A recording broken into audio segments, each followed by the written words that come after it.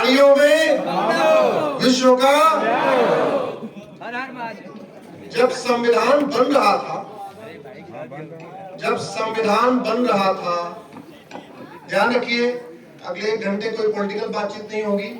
जो कुछ मैं कहने की कोशिश करूंगा वो आपके सब्जेक्ट का इशू है। जो कुछ कहूंगा वो आपके कॉन्स्टिट्यूशन, आपके कानून से कहूंगा, बाहर कोई बात नहीं होगी। तो आपको कभी लगे ये क्या बोल रहे हैं, ये तो कोई भाषण दे रहे हैं, भाषण सब नहीं है। हमारा अपना तरीका उसको बताने का तरीके से। जब ये भारत का संविधान बन रहा था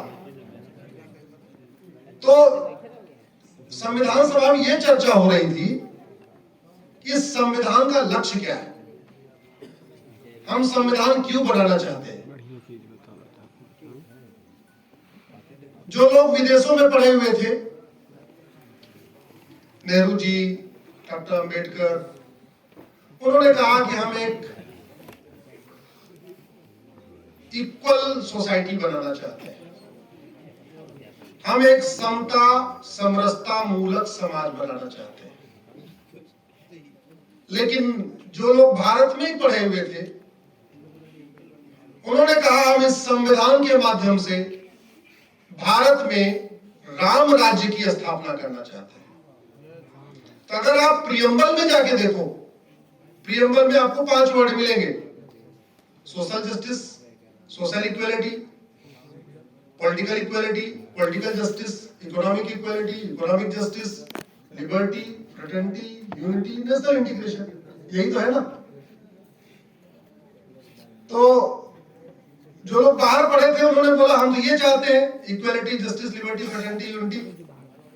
आप लोग क्या चाहते हैं जो राम राज्य की बात करते हैं? राम राज्य का मतलब क्या हुआ? तो उन्होंने कहा राम राज्य का मतलब है धर्म की, जोर से बोलिए, अधर्म का विनाश, प्राणियों में विश्व का। उन्होंने कहा हम चाहते हैं सरकारें ऐसा काम करें, ऐसी नीतियां बनाए, ऐसे कार्यक्रम बनाए जिससे धर्म की, सरकारें ऐसे नियम कानून बनाए, ऐसी व्यवस्था बनाए जिससे अधर्म का,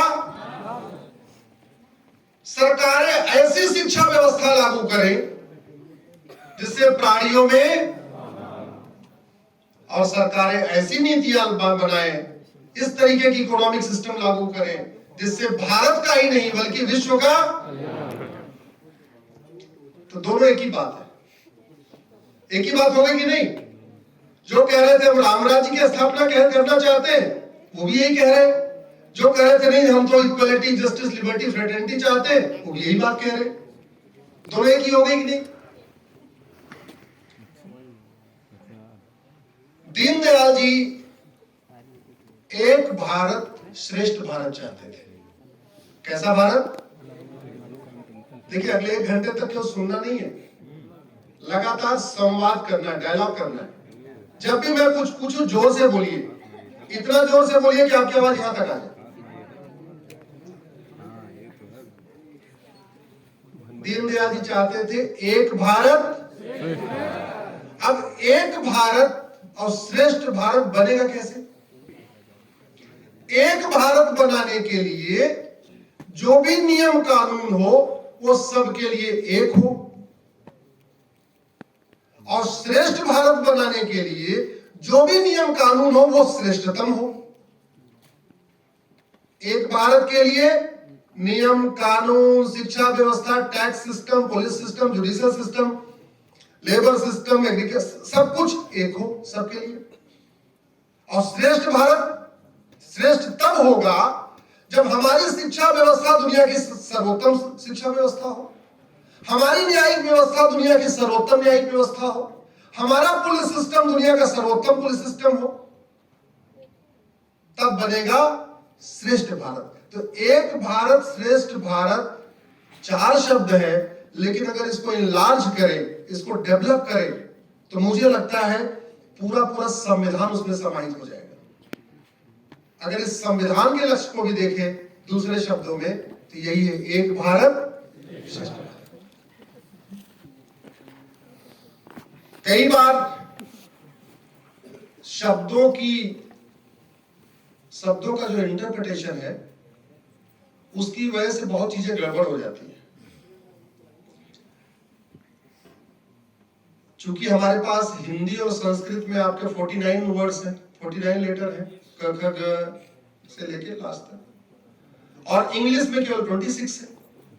तो जब आप 26 लेटर का कॉम्बिनेशन परम्यूटेशन बनाएंगे तो मान लीजिए कि 10 लाख शब्द बने, तो आप क ख ग हिंदी और संस्कृत के कॉम्बिनेशन परम्यूटेशन बनाएंगे तो आपके पास लगभग 40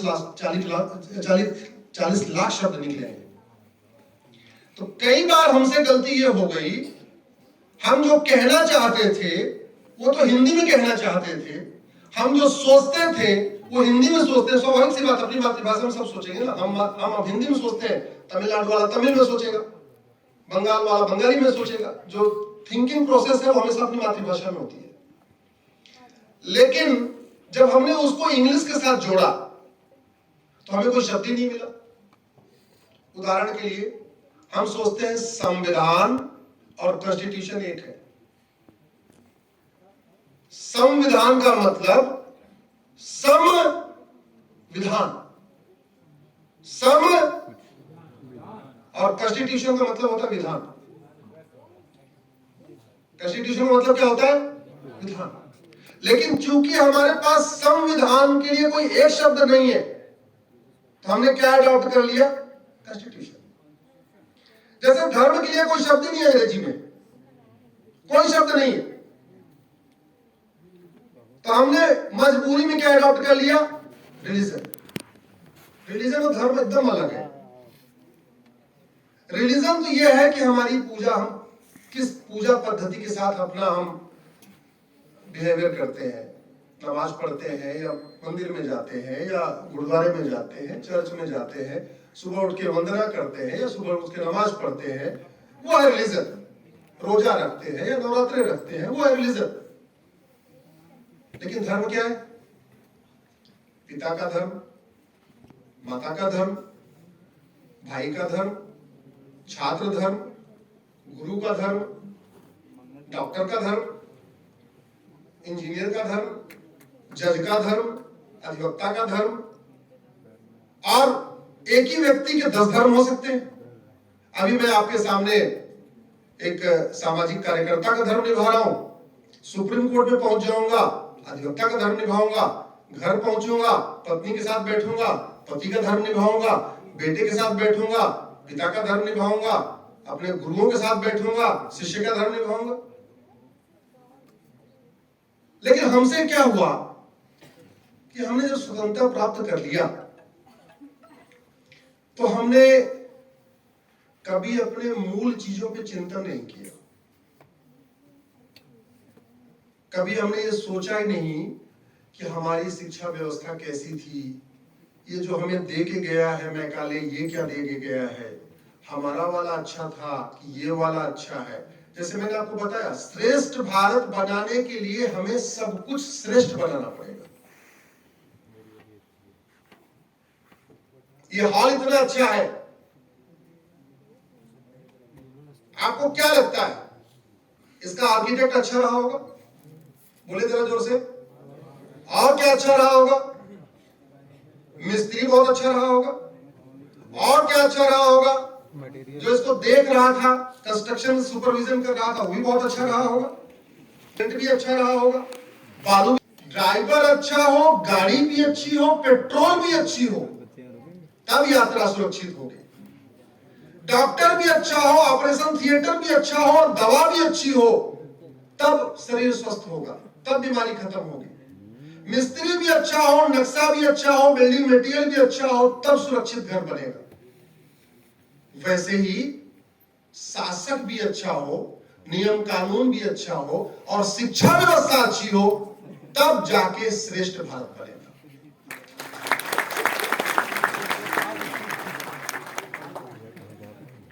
ये संविधान क्या कहता है? सबको समान अवसर मिलना चाहिए, ये कहता है। जोर से बोलिए भाई, बोलते क्यों नहीं? अरे बच्चे लोग एकदम जोर से बोलो। समान अवसर मिलना चाहिए। इस हॉल में इतने बच्चे बैठे हुए, सबकी 10वीं की किताब एक थी क्या? सबकी एक थी? सबकी 12वीं की एक थी? लेकिन जो जज का एग्जाम देने जाओगे उसका पेपर तो एक ही होगा, और जब क्लैट दिया होगा तो क्लैट का भी पेपर एक ही होगा। आप ये बताओ, जब संविधान कहता है सबको समान अवसर मिलना चाहिए, और इस जौनपुर की धरती पे और जौनपुर में इस हॉल में बैठे हुए लोगों की किताब एक नहीं है,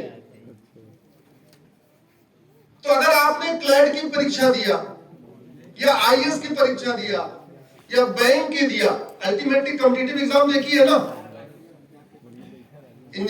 आप जो भी एग्जाम देने जाओगे, क्या उसके पेपर आपके लिए अलग अलग होगा क्या? क्या उसका पेपर सीबीएसई के लिए अलग होगा, आईसीएसई के लिए अलग होगा, यूपी बोर्ड के लिए अलग होगा? नहीं। और संविधान क्या कहता है? सबको समान। तो सब फिर सबको समान अवसर कैसे मिला? सबको समान अवसर कैसे मिला? सबको समान अवसर तब मिलेगा जब इस देश में one nation one education system होगा, जब इस देश में कॉमन एजुकेशन सिस्टम होगा, जब इस देश में मंत्री और संतरी के बच्चे की एक किताब होगी, जब इस देश में हिंदू और मुसलमान के बच्चे की एक किताब होगी, जब इस देश में यूपी बिहार से लेकर तमिलनाडु बंगाल तक सबकी एक किताब होगी। हाँ, तमिल वाला तो अपने तमिल में पढ़े, बंगाल वाला बंगाली में पढ़े, गुजरात वाला गुजराती में पढ़े, महाराष्ट्र वाला मराठी में पढ़े, सब अपनी अपनी मातृभाषा में पढ़े, लेकिन सिलेबस तो एक होना चाहिए। मैथ का सिलेबस पूरे देश का एक हो सकता है कि नहीं? जरा जोर से बोलिए। फिजिक्स का एक हो सकता है, केमिस्ट्री का, जूलॉजी का, बॉटनी का, इंग्लिश का, हिंदी का, तो बचा क्या? हाँ, मैं मानता हूं कि स्टेट लेवल की हिस्ट्री थोड़ी अलग होती है, तो ठीक है भाई, एक हिस्ट्री किताब स्टेट लेवल को दे दीजिए, स्टेट वाला अपनी हिस्ट्री पढ़ा ले। ज्योग्राफी थोड़ी स्टेट वाइज अलग अलग होती है, तो एक आप किताब स्टेट को दे दीजिए, भाई अपनी ज्योग्राफी पढ़ा ले। एक आपको इन्वायरमेंट स्टेट का अलग होता है, इधर थोड़ा ज्यादा कम गर्मी होती है, उधर ज्यादा गर्मी होती है, तो ठीक है, थोड़ा वो भी कर दीजिए। लेकिन 10 किताबों में से 7 किताब तो कॉमन हो सकती है कि नहीं? हो सकती है कि नहीं? नवोदय स्कूल का पूरे देश का सिलेबस एक है कि नहीं? केंद्रीय विद्यालय के पूरे देश का सिलेबस एक है कि नहीं?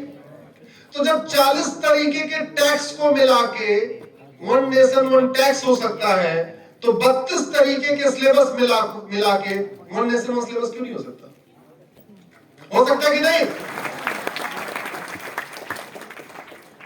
वास्तव में दीनदयाल जी कहते थे, कभी उनकी पॉलिटिकल डायरी पढ़िए, दीनदयाल जी जो कि पत्रकार भी थे, मिश्रा जी पत्रकारिता डिपार्टमेंट के हेड हैं, तो दीनदयाल जी जब अपने लेख लिखते थे 5 जन्म में, उन सारे लेख को कलेक्ट करके एक पॉलिटिकल डायरी बनी है। वो कहते थे इस देश बनाने के लिए जो सबसे पहली रिक्वायरमेंट है वो है एक शिक्षा। और लोहिया जी उनके बड़े अच्छे मित्र थे, तो कई बार दोनों महान पुरुष घंटे घंटे इस पे लंबी चर्चा भी करते थे।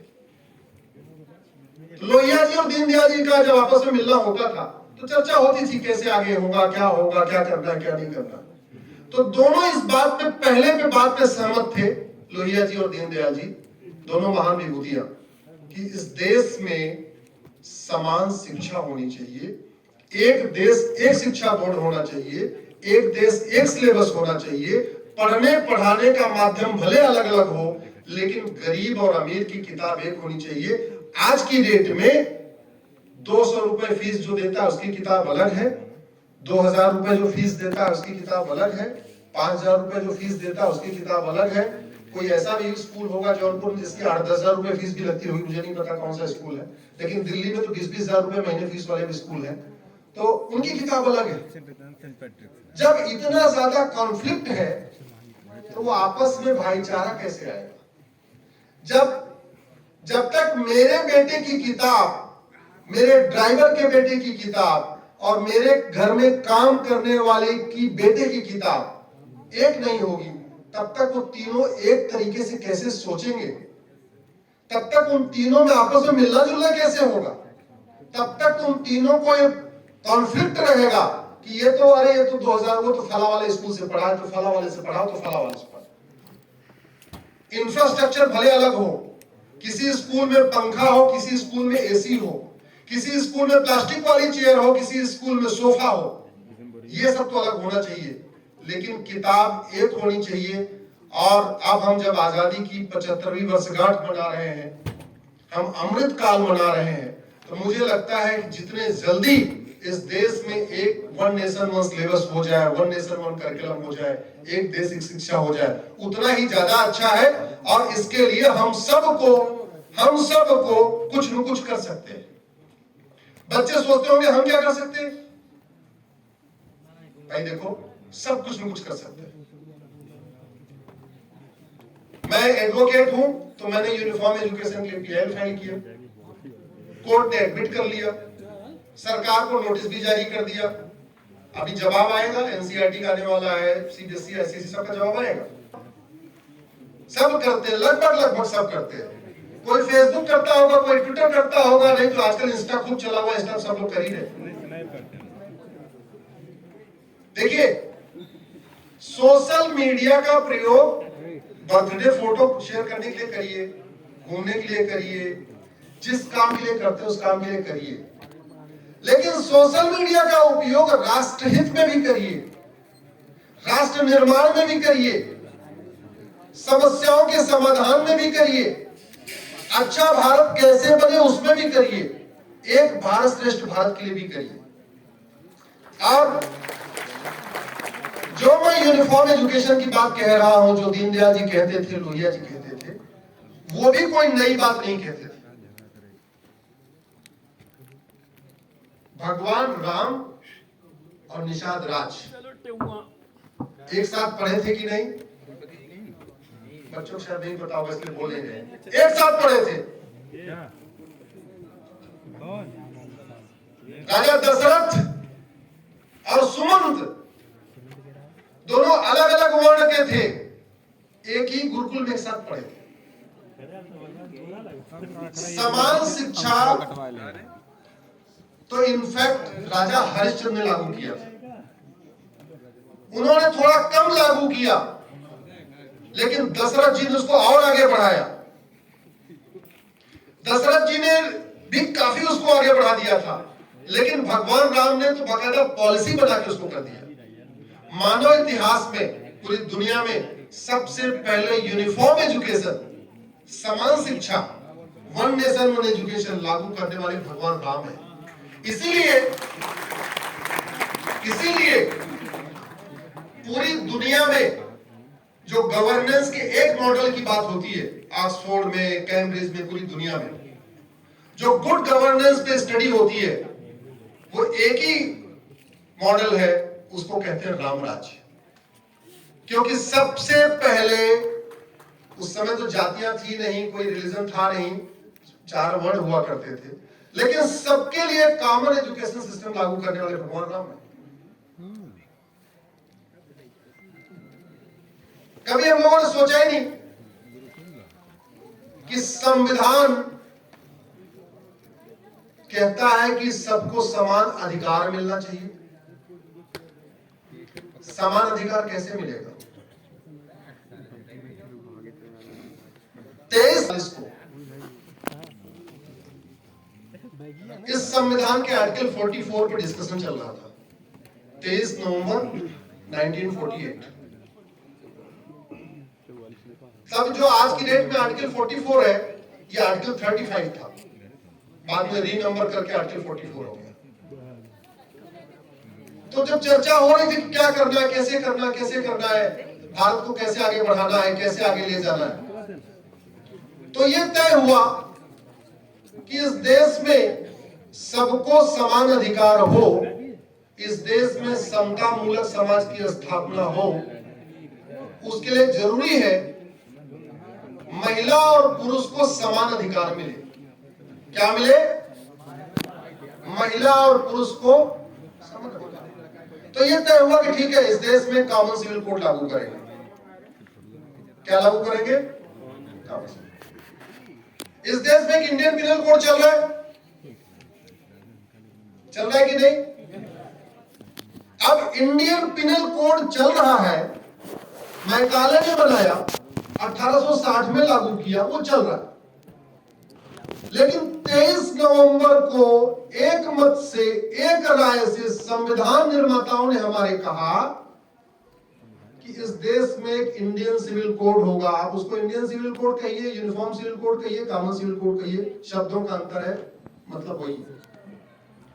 लेकिन आज तक उसका एक ड्राफ्ट भी नहीं बना, कभी संसद में गंभीरता के साथ चर्चा भी नहीं हुई। मुझे लगता है अगर इंडियन सिविल कोड या कॉमन सिविल कोड का एक ड्राफ्ट बन गया होता, पब्लिश हो गया होता, तो कोई उसको समर्थन और विरोध की कोई गुंजाइश ही नहीं थी। ना कोई समर्थन के विरोध की कोई गुंजाइश ही नहीं थी। लेकिन चूंकि एक ड्राफ्ट नहीं बना, तो वो पॉलिटिकल फुटबॉल हो गया। एक पॉलिटिकल पार्टी के समर्थक कहते हैं कॉमन सिविल कोड आना चाहिए, बाकी एक पॉलिटिकल पार्टी कहते हैं नहीं आना चाहिए। अभी पूछो जो समर्थन करते हैं कि कॉमन सिविल कोड का मतलब क्या, जो विरोध करते हैं पूछो कॉमन सिविल कोड का मतलब क्या।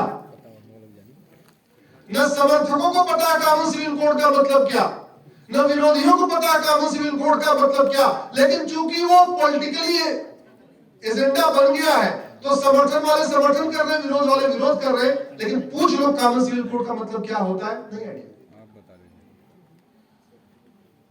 दुनिया के 125 देशों में शादी की जो मिनिमम एज है बराबर है, 125 कंट्रीज। कभी गूगल करिएगा uniform age of marriage Ashwini Upadhyay, उस पर डिटेल मिलेगा, मेरी पीएल चल रही है। दुनिया के 125 देशों में शादी की उम्र बराबर है लड़के और लड़की की। WHO कह रहा है कि आज की डेट में, इस 21वीं सदी में 20 साल के पहले प्रेगनेंसी ठीक नहीं। नेशनल ह्यूमन राइट कमीशन बार बार कह रहा है कि शादी की उम्र अलग अलग करना ठीक नहीं है। और वास्तव में अगर आप देखो तो 17-18 साल में लड़का हो या लड़की इंटर कर पाता है, बीए करते करते भी 20-21 साल हो जाते हैं, LLB करते करते तो 22-23 साल हो जाएगा। सिंपल अगर वो 12th के बाद डिप्लोमा करता है, 12th के बाद ग्रेजुएशन करता है, बीकॉम करता है, BSc करता है, तो भी 21 साल हो जाएगा। लेकिन इस पे न कभी संसद में गंभीरता के साथ चर्चा हुई, न विधानसभा में चर्चा हुई। ये तो 2 साल पहले 2019 में मैंने PIL फाइल किया कि भैया लड़के और लड़की की शादी की उम्र बराबर करो, ये अलग अलग ठीक नहीं है।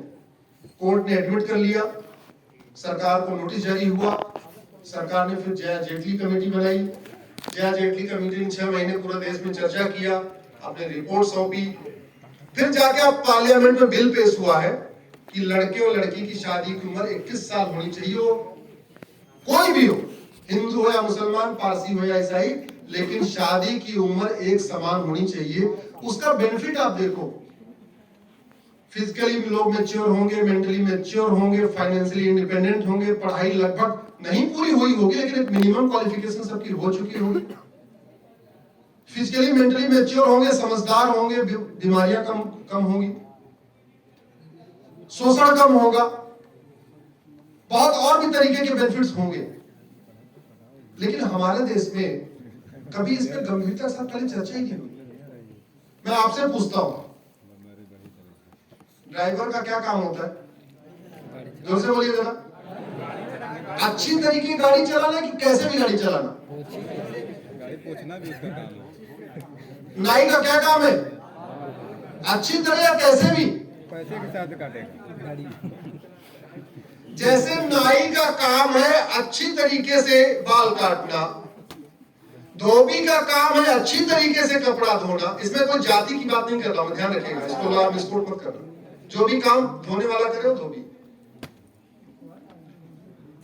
वकील का काम है अच्छी तरीके बहस करना, जज का काम है अच्छी तरीके से न्याय देना, ड्राइवर का काम है अच्छी तरीके से गाड़ी चलाना, डॉक्टर का काम है अच्छी तरीके से दवा देना। वैसे सांसद विधायक का क्या काम है? पैसा लूटना। अरे संविधान में सांसद को लॉ मेकर कहते हैं। क्या कहते हैं? तो जैसे फिल्म मेकर का काम है अच्छी फिल्म बनाना, वैसे लॉ मेकर का क्या काम है? अच्छी नियम कानून बनाना। लेकिन हुआ क्या? अपना घर बनाना होगा। देखो, मैं सारे सांसद विधायकों को नहीं दोष दे रहा हूं,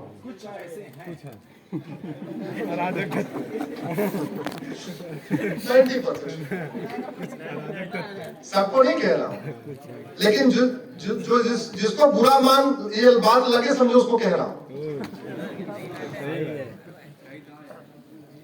अपना घर बनाना होगा तो 10 आर्किटेक्ट से बात करेंगे, 3 एक से बनवाएंगे। अपना घर बनाना होगा 10 मिस्त्री से बात करेंगे। अपना घर बनाना होगा तो अपने मोहल्ले के 10 घर जाके देखेंगे और कोशिश करेंगे जितने अब तक घर बने हुए हैं सबसे मेरा घर अच्छा बने। ऐसे ही करते हैं ना, ये तो हम लोग भी करते हैं। सांसद विधायक नहीं करते, हम लोग यही करते हैं, ये टेंडेंसी है हमारी। तो जब अपना घर बनाना हो तो 10 घर देखते हैं, अपना कानून बनाना हो तो 10 देशों कानून क्यों नहीं देखते?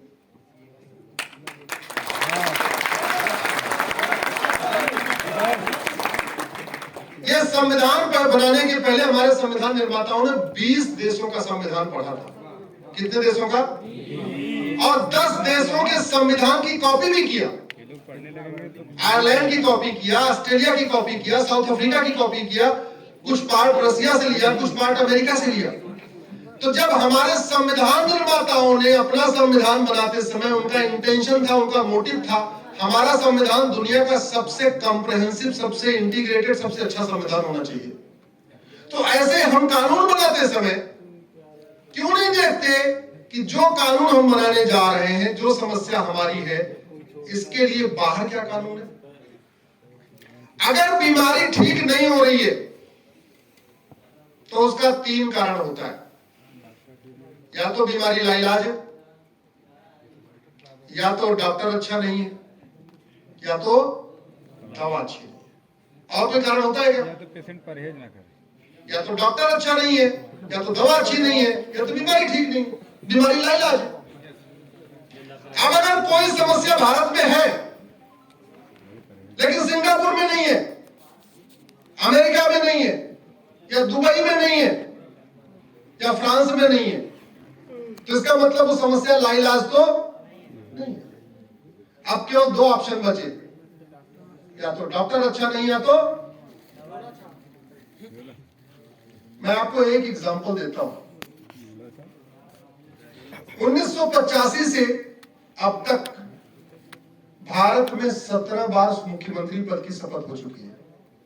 1985 से अब तक कितनी बार? 17 बार। 4 बार राष्ट्रपति शासन लागू हो चुका है। लेकिन आपके जौनपुर जिले में चकबंदी अधिकारी के यहां एक मुकदमा 1985 में आया था वसीयत का, और उसमें केवल यह तय करना था कि वसीयत करने वाला 31 मार्च को मरा कि 2 अप्रैल को मरा। केवल इतना तय करना था कि वसीयत करने वाला 31 मार्च को मरा कि, क्योंकि 2 लोगों ने उसकी वसीयत करा रखी थी। एक आदमी ने 31 मार्च को वसीयत कराई, दूसरे आदमी ने 2 अप्रैल को कराई, और वास्तविकता यह कि 1 अप्रैल को खत्म हो गया। 37 साल हो गए, 37 साल हो गए, आज तक ये नहीं तय हुआ कि वो वसीयत करने वाला 31 मार्च को मरा कि 2 अप्रैल को मरा। आज अगर 2023 में वो तय भी हो जाए तो जो लोग लॉ के स्टूडेंट हैं, सीओ के बाद एसओसी के यहां मामला जाता है, एसओसी के बाद डीडीसी के यहां जाता है, डीडीसी के बाद हाई कोर्ट जाता है, हाई कोर्ट में सिंगल बेंच को जाता है, उसके बाद डिवीजन में भी आप वहां पे अपील कर सकते हैं, उसको रिवीजन कहते हैं। वहां से भी हो जाए तो सुप्रीम कोर्ट जा सकता है। यानी 37 साल में चकबंदी अधिकारी के यहाँ है, अगर इसी स्पीड से चला तो लगभग 47 साल और चलेगा, दोनों मर जाएंगे वो। अब आप सोचो, बहुत ध्यान से समझिए, जिस व्यक्ति ने वास्तव में वसीयत कराई थी, अगर उसको 47 साल के बाद वो जमीन मिल भी गई तो उसको मिला क्या? अरे ये तो उसी की जमीन थी, ये तो उसी की थी। लेकिन जिसने इतने दिन कब्जा करके रखा हुआ है, उसने जोत रहा है, बो रहा है, किराए पे उठा रहा है, उसी वकील को पैसा दे रहा है, मुकदमा लड़ रहा है। हमारे आपके जीवन में जो अशांति है ना, ध्यान से कभी आप सोचना, उस अशांति के रूट काज पे जाइए आप, तो उस रूट काज का मूल कारण है घटिया नियम कानून। इस देश में 30,000 लोग साल में मर्डर से मरते हैं। बेटा जरा पीछे सुन लो, 30,000 लोग पर ईयर भारत में मर्डर से होते हैं, मतलब जहां आपस में दुश्मनी हुई मर्डर होते हैं, और 1.5 लाख लोग रोड एक्सीडेंट से मरते हैं। यानी जितने लोग आपस में दुश्मनी से मरते हैं उसके 5 गुना लोग रोड एक्सीडेंट से मरते हैं। और जो रोड एक्सीडेंट से मरते हैं 1.5 लाख, उसमें से 1 लाख लोग सड़क के गड्ढों से मरते हैं। तो जो सड़क का गड्ढा हुआ वो क्यों हुआ? भ्रष्टाचार। और भ्रष्टाचार का मूल कारण घटिया कानून, घटिया कानून। हमारे यहां भ्रष्टाचार और अपराध के खिलाफ कानून बनाते समय हम कभी देखते नहीं कि बाहर चल क्या रहा है। मेरे हाथ में ये अमेरिका की फेडरल पिनल कोड है। जैसे इंडिया में इंडियन पिनल कोड चलता है, ऐसे अमेरिका में फेडरल पिनल कोड चलता है। भारत में किडनैपिंग की जो सजा है वो 3 से 7 साल की है, अमेरिका में 50 से 100 साल की है।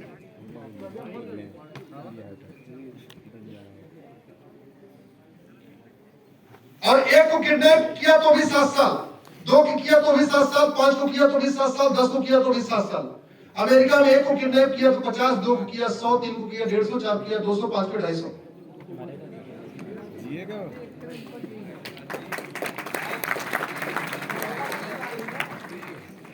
हमारे यहां सुब्रत राय सहारा ने 16 लाख लोगों का पैसा लूट लिया। सहारा चिट फंड स्कैम सुना होगा आपने, पता नहीं कोई पीड़ित भी होगा आप लोगों का जानने वाला। 16 लाख लोगों का उसने पैसा लिया, डुबो दिया। आज तक 16 साल की भी सजा नहीं हुई। 16 दिन की। थाईलैंड में एक व्यक्ति ने 16,000 लोगों का पैसा लिया था।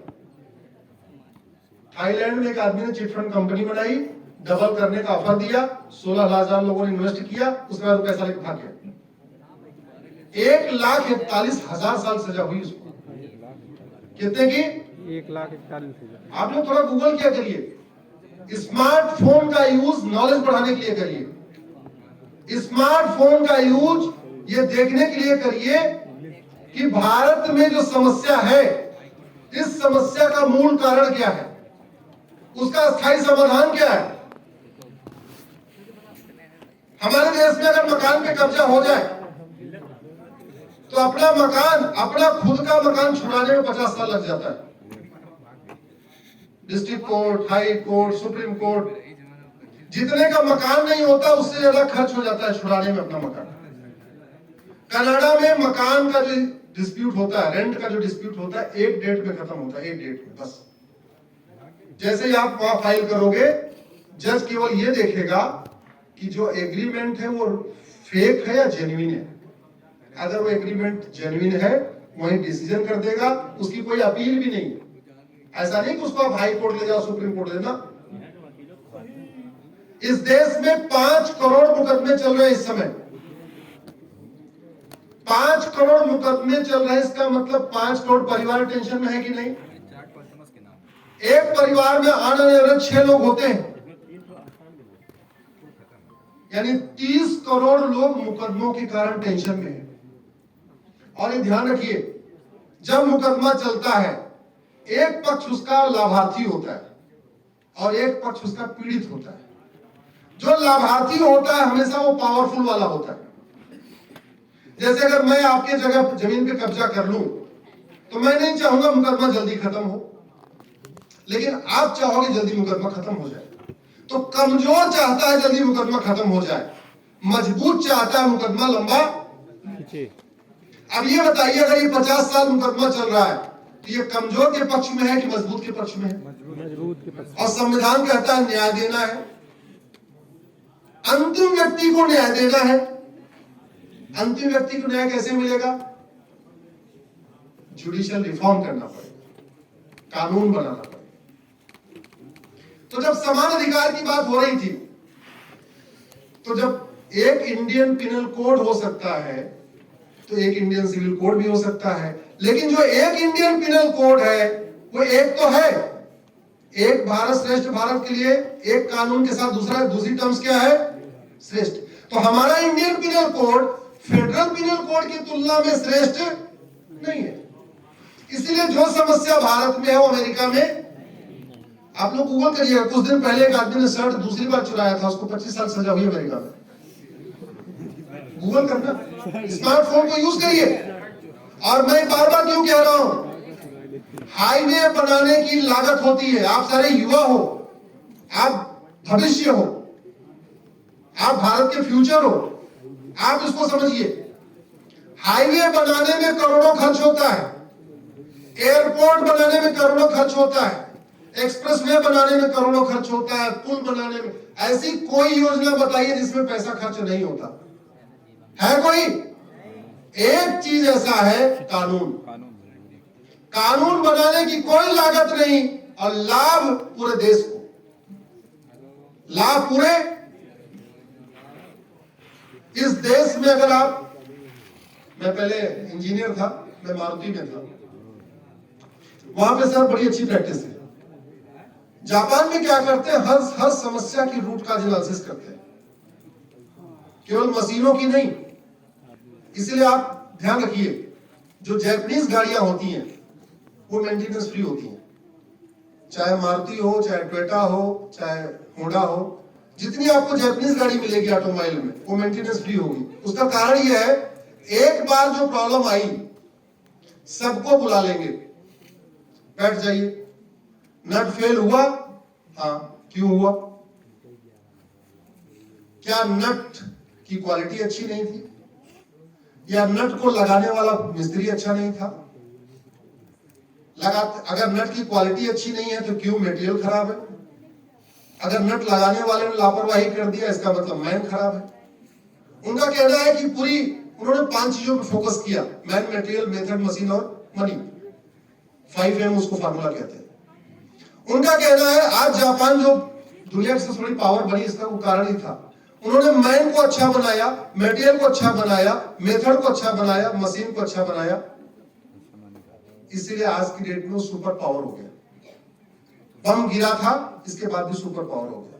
दूसरा एग्जांपल, 50 साल के पहले दुबई एक रेगिस्तान था, पूरा रेगिस्तान, कुछ नहीं था दुबई में। 1975 के पहले कुछ था ही नहीं। उन्होंने केवल एक काम किया, नियम कानून अच्छे बनाए। उन्होंने करप्शन और क्राइम के खिलाफ बड़े स्ट्रिंजेंट कानून बनाए, लॉ एंड ऑर्डर मेंटेन करने के लिए बहुत स्ट्रिंजेंट कानून बनाए।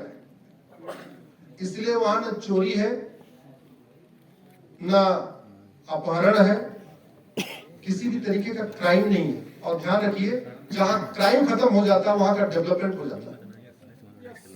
जहां करप्शन क्राइम खत्म हुआ वहां का डेवलपमेंट बहुत तेजी के साथ होता है। अब आप सारे युवा हो, इसलिए मैं आप लोगों से चाहता हूं कि आप इस बात पे थोड़ा चिंतन करें और रूट काज एनालिसिस करें, सोशल मीडिया का यूज करें और उसको राष्ट्रहित के कार्यों के लिए यूज करें।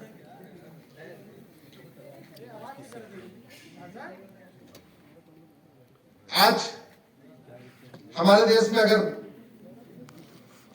एक मैंने भी कुछ दिन पहले देश को जो डिवाइड करने वाले कानून है उनको खत्म किया जाए।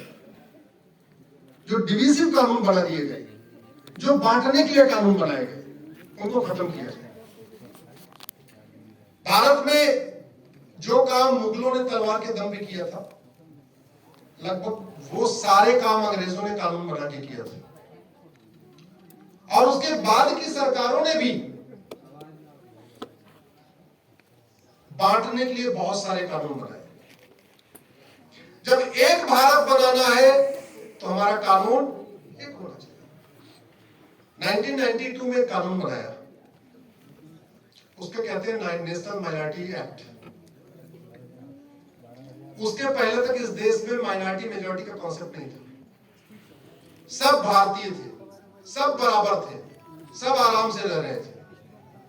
लेकिन वो भूत चढ़ा बांटने वाला। बांटना कैसे बांटे? कानून बना दिया national minority commission act. Minority कौन है ये संविधान में कहीं नहीं लिखा। माइनॉरिटी कौन है ये किसी कानून में नहीं लिखा।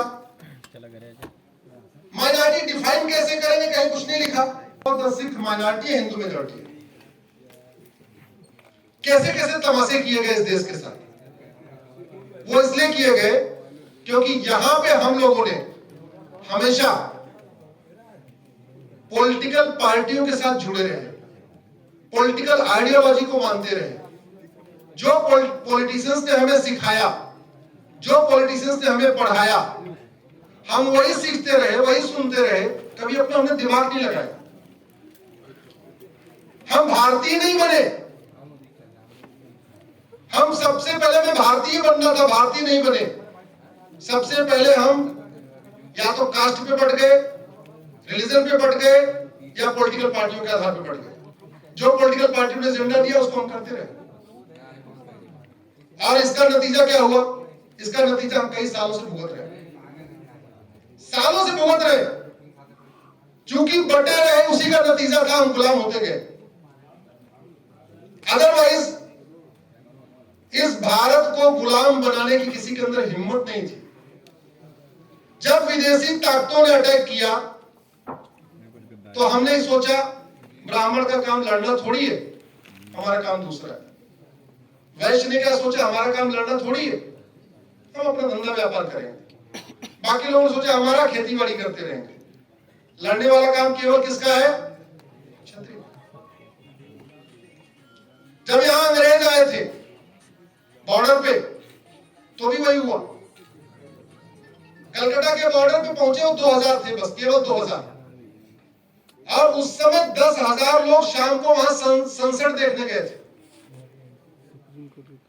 10,000 भारतीय शाम को सनसेट देख रहे थे, 2000 अंग्रेज आए थे। अगर एक एक पत्थर उठा के मार दिया होता तो शायद जिस बोट से आए उसी बोट में बैठ के भागे होते। लेकिन हमने नहीं दिया। वो हमारी मेंटलिटी, वो हमारी मानसिकता आज भी चल रही है।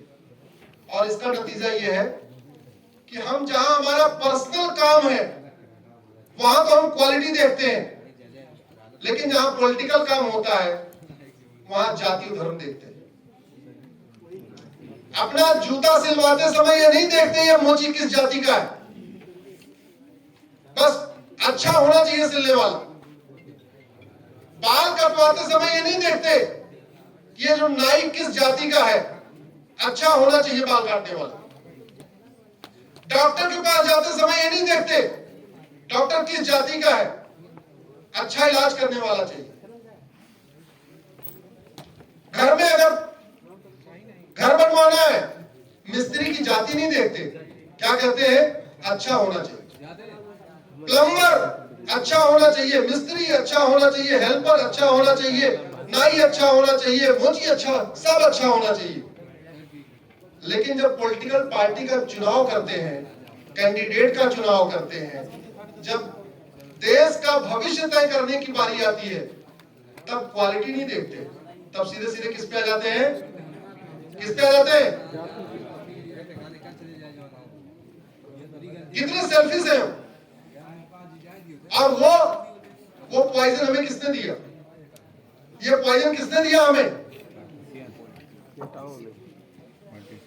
आप लोग युवा हो, अगर आप लोग इन चीजों को नहीं समझोगे अल्टीमेटली जो प्रॉब्लम हमने फेस किया, जो प्रॉब्लम हमारे पिताजी ने फेस किया, जो समस्याएं पहले थी वही समस्या आज भी रहेगी, वही समस्या कल भी रहेगी, वो कुछ खत्म नहीं होगी। सब लोगों को मिलकर आवाज उठानी चाहिए कि अगर इस देश में एक इंडियन पिनल कोड है, संविधान सभा में चर्चा हो चुकी है, संविधान निर्माताओं ने कह दिया है कि एक इंडियन सिविल कोड होना चाहिए, कॉमन सिविल कोड होना चाहिए, तो इतना देरी क्यों हो रही भाई?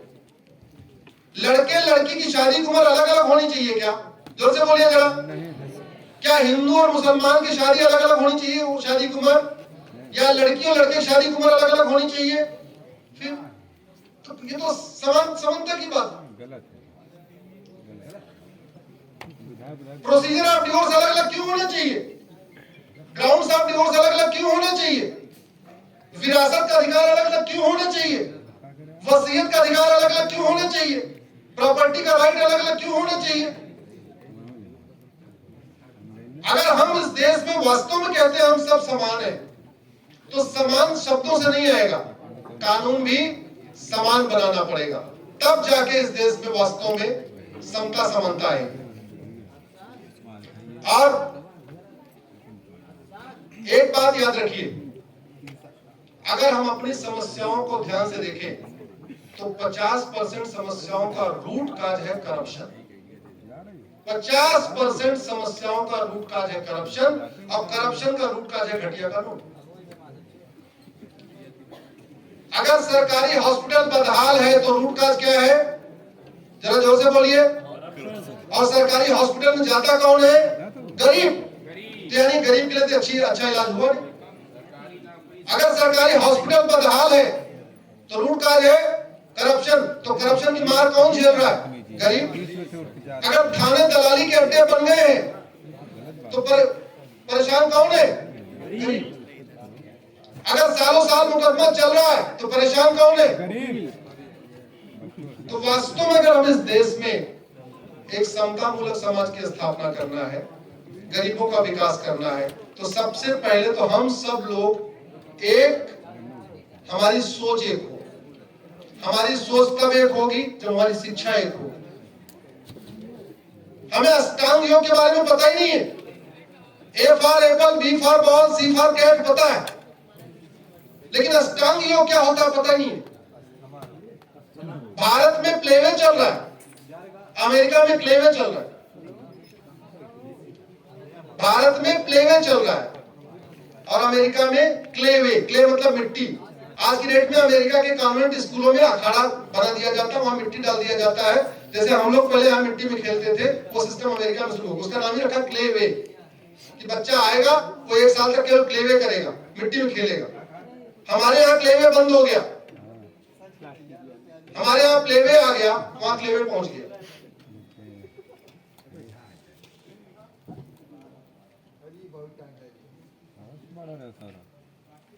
मैं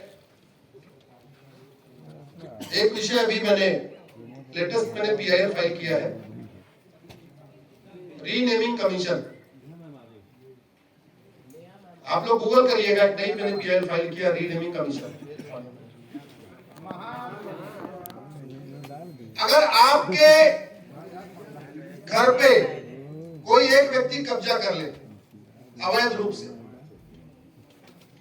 बेटा ध्यान से सुनो, अगर आपके घर पे एक व्यक्ति कब्जा कर ले, आपकी तिजोरी तोड़े, आपका घर तोड़े, आपका घर लूटे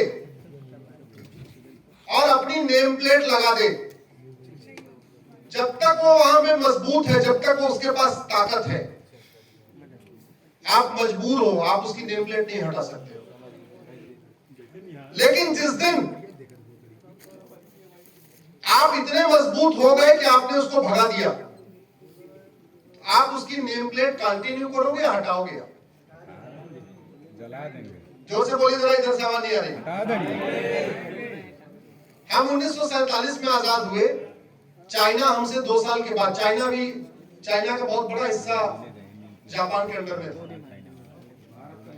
हम 47 में आजाद हुए, चाइना 1949 में, हमसे 2 साल के बाद। 1950 में चाइना ने जापानियों का नामो निशान मिटा दिया। न किसी जापानी के नाम पे कोई सड़क, न किसी जापानी के नाम पे कोई मोहल्ला, न किसी जापानी के नाम पे गली। सब फिर से उसको पुनः बहाल कर दिया जो उसका ओरिजिनल नाम था। और हम आजादी के 75 साल के बाद भी आज भी उन गुलामों को ढोड़े, उन आक्रांताओं को लेकर चल रहे हैं जिन्होंने भारत को लूटा, भारत में आग लगाई, भारत के ऐतिहासिक स्थलों को तोड़ा, भारत के धार्मिक स्थलों को तोड़ा, भारत को जलाया और बाद में यहां से चले गए। आप जहां बैठे हुए हैं, यहां से थोड़ी दूर माता रेणुका का आप जहां बैठे हुए हैं, यह ऋषि जमदग्नि का आश्रम था। इस स्थान का नाम था जमदग्निपुरम। जौना खां आया, जौना खां ने इस स्थान को लूटा, आश्रम को तोड़ा, अपने नाम पर इसने स्थान को रख दिया जौनपुर। 75 साल हो गए हमें आजादी के, लेकिन कभी हमने सोचा नहीं कि जौना खां से अरे आया, तोड़ा, लूटा, चला गया, उसका नेम प्लेट हमने क्यों कंटिन्यू किया हुआ है? अगर आपने महाभारत देखा होगा तो भगवान कृष्ण ने 5 गांव मांगे थे, याद है आपको? एक था इंद्रप्रस्थ, दूसरा था पानप्रस्थ, तीसरा था व्याघ्रप्रस्थ, चौथा था सोनप्रस्थ और 5वां था तिलप्रस्थ। इंद्रप्रस्थ को दिल्ली कहते हैं, पानप्रस्थ को पानीपत कहते हैं, सोनप्रस्थ को सोनीपत कहते हैं, व्याघ्रप्रस्थ को बागपत कहते हैं और तिलप्रस्थ को फरीदाबाद कहते हैं। एक लुटेरा फरीद तिलपट में आया, तिलप्रस्थ को लूटा, धार्मिक स्थलों को गिराया, बहन बेटियों से बलात्कार किया और तिलप्रस्थ को अपने नाम पे फरीदाबाद बना के चला गया। और 75 साल के बाद भी हमने कभी ये नहीं सोचा इस तिलप्रस्थ को वापस तिलप्रस्थ कर दे। यहां से कुछ दूर पे विंध्याचल है, 51 जो शक्तिपीठ है उसमें एक शक्तिपीठ शारदा माता है, यहाँ पे एक शक्तिपीठ विंध्याचल। मिर्जा आया, तोड़ा, सोना लूटा, सारे और अत्याचार किए, अपनी नेम प्लेट लगा के चला गया, हमने इसको कंटिन्यू कर दिया। 51 शक्तिपीठों में एक शक्तिपीठ है कीर्तेश्वरी।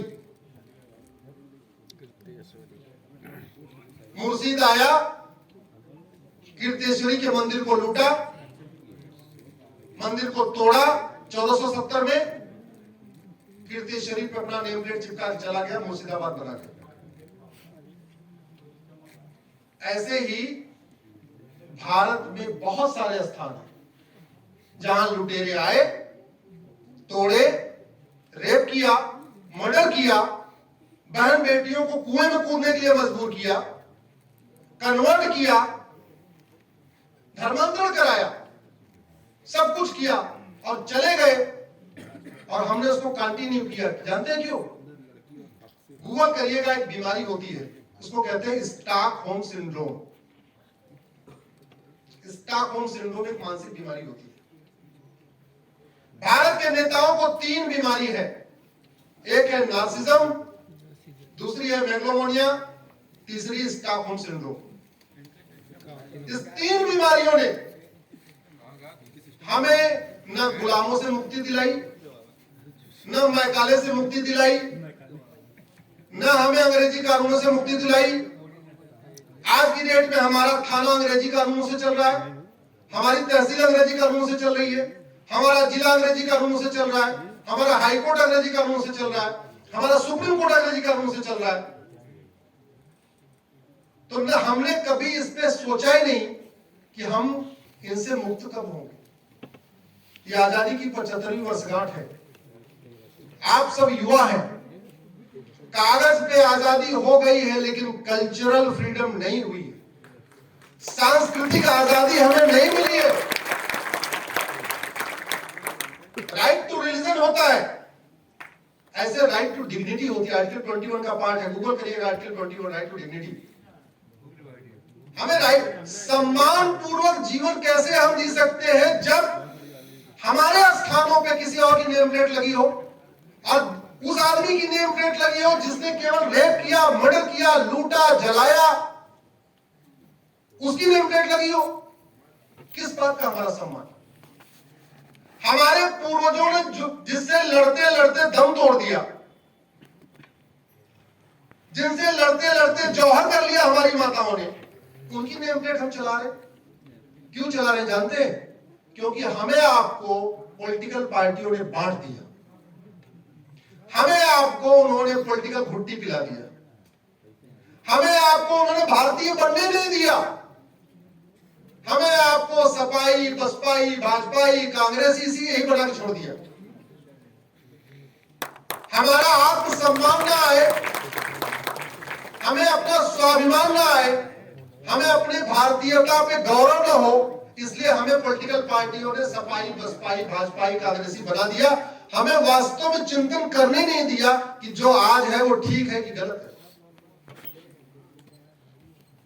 इसलिए मैं आप लोगों से निवेदन करता हूं, सोशल मीडिया का उपयोग अपने लिए करिए, लेकिन राष्ट्र के लिए भी करिए। याद रखिए, गुलामी की मानसिकता जब तक खत्म नहीं होगी तब तक ये देश उत्थान नहीं कर सकता, और जब तक यहां गुलामी की निशानी है तब तक हमारी गुलामी की मानसिकता खत्म नहीं हो सकती। हमारी नकल करके चाइना ने यूनिफॉर्म एजुकेशन लागू कर दिया, हमारी नकल करके अमेरिका ने यूनिफॉर्म एजुकेशन लागू कर दिया, हमारी नकल करके सिंगापुर ने यूनिफॉर्म एजुकेशन लागू कर दिया। जिन राष्ट्रों ने यूनिफॉर्म एजुकेशन लागू कर दिया वो समृद्ध जापान ने कर दिया, उनका जरा क्या देखिए। और हम आज भी बिहार वाला अलग किताब पढ़ रहा है, यूपी वाला अलग किताब पढ़ रहा है, सीबीएसई वाला अलग पढ़ रहा है, एसएससी वाला अलग पढ़ रहा है, गरीब अलग पढ़ रहा है, अमीर अलग पढ़ रहा है, बंगाल वाला अलग पढ़ रहा है। सठे साठ्यम समाचरित, यह सिद्धांत कहां का है? भारत का। विदुर जी ने बोला था, विदुर के बाद चाणक्य ने बोला। सठे साठ्यम समाचरित सिद्धांत भारत का दिया हुआ, लेकिन भारत में हमने उसको अपनाया नहीं। जिन राष्ट्रों ने सठे साठ्यम समाचरित सिद्धांत को अपना के नियम कानून बनाया भ्रष्टाचार अपराध के खिलाफ, न वहां घूसखोरी है, न जमाखोरी है, न मिलावटखोरी है, न कालाबाजारी है, न नशा तस्करी है, न मानव तस्करी है, न रेप है, न मर्डर है, न किडनैपिंग है, न फिरौती है, कुछ नहीं है। जिन राष्ट्रों ने सठे साठ्यम समाचरित सिद्धांत को अपना के कानून बनाया, न वहां कट्टरवाद है, न मजहबी उन्माद है, न जिहाद है, न नक्सलवाद है, न माओवाद है, न अलगाववाद है, कुछ नहीं है। लेकिन हमने नहीं किया। हमारा दिया हुआ सिद्धांत, चाणक्य का सिद्धांत, हमने नहीं अपनाया। हमने समस्याओं की रूट का एनालिसिस किया ही नहीं। और इसलिए नहीं किया क्योंकि हमारे लोगों को भाषण पसंद है। हमें नाई अच्छा चाहिए, भाषणबाज नहीं। नाई गूंगा भी हो तो चलेगा, बस बाल अच्छा काटना आना चाहिए। ड्राइवर मौन हो, चुप हो, गाड़ी अच्छा चलाना चाहिए। डॉक्टर गूंगा हो, कोई फर्क नहीं पड़ता, ऐसी दवा दे बीमारी ठीक हो जाए। लेकिन सांसद विधायक हमें केवल बतौलेबाज चाहिए, भाषणबाज चाहिए। और हमने कभी सोचा ही नहीं कि जिस काम के लिए इनको वेतन भत्ता गाड़ी बंगला मिलता है, ये अपना काम कर रहे हैं कि नहीं? घर में 2-2.5 हजार रुपए काम वाली को देते हैं, जिसके घर में काम वाली आती होगी झाड़ू पोछा करने, इससे ज्यादा नहीं देते होंगे, 2.5 हजार देते होंगे, 3 हजार 2-2.5 हजार रुपए देते हैं। हम चाहते हैं ऐसी घर की सफाई करें कि एकदम पूरी एक धूल नहीं होना चाहिए। अगर 10,000 रुपए ड्राइवर को देते हैं तो हम चाहते हैं ऐसी गाड़ी चलाए, यात्रा सुरक्षित हो और गाड़ी में डेंट भी ना आए। 50 रुपए बाल काटने वाले को देते, चाहते ऐसा बाल काट दे कि जहां जाऊं लोग वाह वाह कहें, क्या बात है, कहां बाल कटवाए। 500 रुपए डॉक्टर को देते, चाहते एक ही बार में ऐसी दवा दे दे बीमारी परमानेंट ठीक हो जाए। 2000 रुपए ट्यूशन पढ़ाने वाले शिक्षक को देते, चाहते ऐसा ट्यूशन पढ़ा दे, ऐसा पढ़ा दे हमारा बच्चा टॉप कर जाए। लेकिन जिनको आप ही लोग वेतन देते हो, भत्ता देते हो, गाड़ी देते हो, बंगला देते हो, सिक्योरिटी गार्ड देते हो, आजीवन पेंशन देते हो, अम्बेडकर कार देते हो, कार में डीजल भी भरवाते हो, बाद में फ्री एयर टिकट देते हो, फ्री रेल टिकट देते हो, चार्टर प्लेन भी देते हो, कभी उनसे पूछते भी नहीं है कि साहब ये बताओ ये प्रॉब्लम कम क्यों नहीं हो रही है, किडनैपिंग कम क्यों नहीं हो रही है, मुकदमा जल्दी खत्म क्यों नहीं हो रहा है, रेप कम क्यों नहीं हो रहा है, मर्डर कम क्यों नहीं हो रहा है। अरे अगर बीमारी ठीक नहीं हो रही तो दो ही तो कारण है, या तो डॉक्टर खराब है या तो दवा खराब। और एक बात याद रखना, बहुत ध्यान से सुनना, बीमारी ठीक करने के लिए डॉक्टर ज्यादा अच्छा होना चाहिए या दवा? जोर से बोलिए जरा। हमारे अंदर क्या जाता है, डॉक्टर जाता है कि दवा जाती है? तो बीमारी दवा से ठीक होती है डॉक्टर से? वैसे ही समस्याएं शासक से ठीक नहीं होती, समस्याएं नियम कानून से ठीक होती।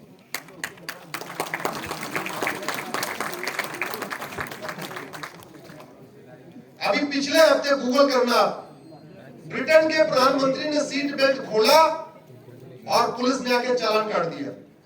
किसने, कितने लोगों ने खबर सुनी है, बताइए, सुनी ना? हमारे तो देश में पार्सल का भी चालान काटने के पहले पुलिस के हाथ काटते हैं। विधायक घरे खाई क्यों जानते हैं? क्यों? क्योंकि 1861 का जो कानून चल रहा है उसने पुलिस को सत्ता का गुलाम बना रखा। 1857 की क्रांति को खत्म, मंगल पांडे की क्रांति को खत्म करने के लिए यहाँ ला कमीशन बनाया गया। मंगल पांडे 1857 में क्रांति किया था, उस क्रांति को दबाने के लिए यहाँ ला कमीशन बनाया गया। मैकाले को ला कमीशन का चेयरमैन बनाया गया। मैकाले को बोला कानून बनाओ क्योंकि लोग, अब ये चिंगारी भड़क गई है विद्रोह की, अब ये लोग आजाद हो जाएंगे, ऐसा करो कानून बना के इनको गुलाम बनाओ। मैकाले ने 3 साल मेहनत किया, पहला कानून बनाया 1860 में, उसको कहते हैं इंडियन पिनल कोड, आज भी चल रहा। कानून बन गया, उनको लगा अच्छा कानून तो बन गया, इनको लाठियों से पीटेगा कौन, पीटने वाला भी तो चाहिए। अगला कानून बनाया 1861 में, उसको कहते हैं पुलिस एक्ट, आज भी चल रहा है। अंग्रेजों ने जब रिसर्च किया,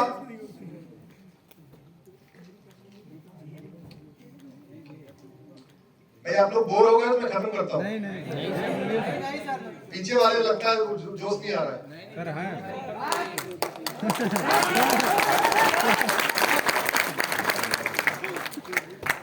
हाँ